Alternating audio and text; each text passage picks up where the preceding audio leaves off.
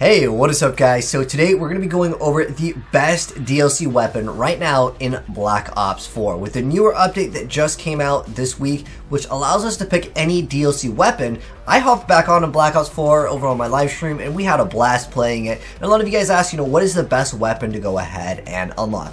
Now I only have certain ones unlocked on this account, but I have gameplay and tested all of these. I'll pin some of them down below in the comment section below so you guys can check out some of the gameplay, because we're just going to go ahead and roll some VMP footage because that's pretty much what most of the people want. But a lot of you guys might already have the VMP, and I'm going to go ahead and explain the newer differences and the buffs and the nerfs that have gone on since, well, last time I actually checked out Black Ops 4, because they did technically buff and nerf things since my last video, and everyone wants to know, of course, what is the best weapon now, not what was out, several months ago. But nonetheless, things have been buffed and nerfed. A94 and the Echo Hawk dual board did get buffed, but they honestly aren't that great when you are looking at min-maxing against sweaty players running the SOG as well as the Maddox. But honestly, been having a lot of fun with Black Ops 4, so if you haven't played it in a while, I could really recommend jumping in, because most people are still playing Modern Campfire, and honestly, I just prefer Treyarch's games a lot more. I can actually move around. But anyways, let's go ahead and go over really quickly kind of what is the best weapon to go ahead and play and mess around with. Most of you guys will probably be wanting to pick up the VMP. Overall, this is a very well-rounded gun. It will kill faster than the SOG by 1 bullet at shorter ranges, so it's basically identical to the SOG. However, it lacks accuracy on those longer engagements, but it's an SMG, so you probably don't want to be taking those super long kills anyways, but that's the only downside that this will have against the SOG. It's basically the SOG, but it kills in 1 less bullet. So this is basically the best SMG in the game. Now, I also want to provide that the Daemon can be argued that it is better. If you run high caliber 1 and 2 and you're landing those shots, it can have a very fast time to kill as well, but it is a burst weapon and it has been nerfed a little bit, but overall, the VMP is probably your go-to one for the SMG category. Now, moving on to the assault rifle category, we're talking about min-maxing here, so what would be able to beat the Maddox, which is basically the king of ARs in Black Ops 4 since pretty much the launch, not counting some of the weapons that can have rapid fire and high caliber, but pretty much, as far as the DLC weapons go, the only things that will be competitive enough are going to be the SWAT as well as the Peacekeeper. The SWAT will require you to land headshots, which will require high caliber, and the Peacekeeper will require you to have rapid fire. Again, these are going to make them more competitive.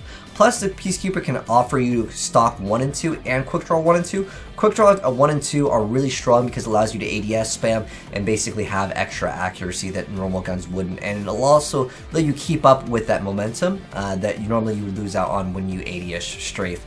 That's why you see most of the sweatiest players run quick draw 1-2 on the Maddox. But the AM94 and the Echo Hawk dual board, they just lack the accuracy. Even with the high caliber as an attachment, they just don't have the best damage profiles, especially on ranges. In fact, I really recommend any of you guys that are interested in the AM94 watch my guide video that shows you how terrible this gun is. I liked it in Black Ops 2, even though in Black Ops 2, it was all about the M8A1. That was 100% like one of the best guns in the game. But the AM94 in this game is just not the same as Black Ops 2 or even 3. Like, it just doesn't have the damage to really match like the slow fire rate. Even the first 2 shots fire faster. Unless those 2 shots are headshots and you're able to follow up with another set of headshots, it just has a terrible time to kill and the accuracy just isn't simply there. But as far as the ARs go, yeah, you stick with Peacekeeper and the SWAT. SWAT has very good accuracy. It's basically an ICR. For the tactical rifles now, okay, so the Stingray has gotten nerfed like 10 plus times. Cannot recommend this weapon at all.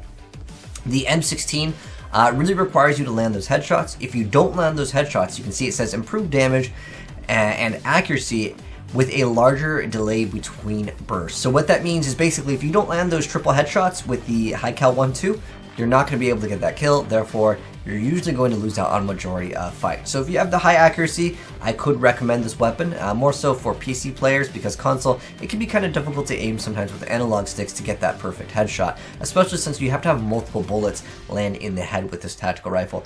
The S6 Stingray, though, in terms of the best tactical rifles, you only really have the M16. This one has just been nerfed to the ground. Legitimately, this one was the best, especially with the operator mod, but it got nerfed patch after patch, and it was still really strong. But eventually, they just nerfed it too many times, and so that's why I can't recommend the Stingray. The Tiger Shark basically is a little bit better than the Titan, has a little bit better at shorter distances for the time to kill, but overall long distances, the Titan will basically eat this thing alive. But it is a little bit faster in its mobility because it does offer stock 1 too. As far as the sniper rifles go, the Javelina over here is going to be great if you'd like to have a sniper that doesn't need to rebolt after each shot. With high caliber 1, this is quite viable. With the Locust over here, in terms of the sniper, this is also another great choice. It does offer very fast fire rate once you go ahead and add rapid fire. Although the Koshka can basically black scope. Basically, when you're not fully scoped in, you can basically land a good accurate shot. So if you like quick scoping, if you have the accuracy, technically the Outlaw and the Vendetta do have a very fast fire rate. But again, they're not going to be able to one-shot consistently like the Locust or the Javelina because these are more generous with the hitboxes in terms of where you can actually get a one-shot. Vendetta, Outlaw is basically headshot or no-go. Vendetta is more like a DMR than an actual sniper. It's supposed to be the mini sniper. It does one shot in the head. Same thing with the SDM. But with the SDM, you can throw on laser and just spam with it and two-shot anyone at any area, where this requires 3 shots with the sniper, and 3 shots with the sniper is not the most consistent over here. So pretty much best snipers, I would say Locust if you like bolt with rapid fire, making it very viable, and then the Javelina AA50 if you like a sniper that doesn't have to reload, but make sure you put high caliber on it, otherwise you'll have a bad time.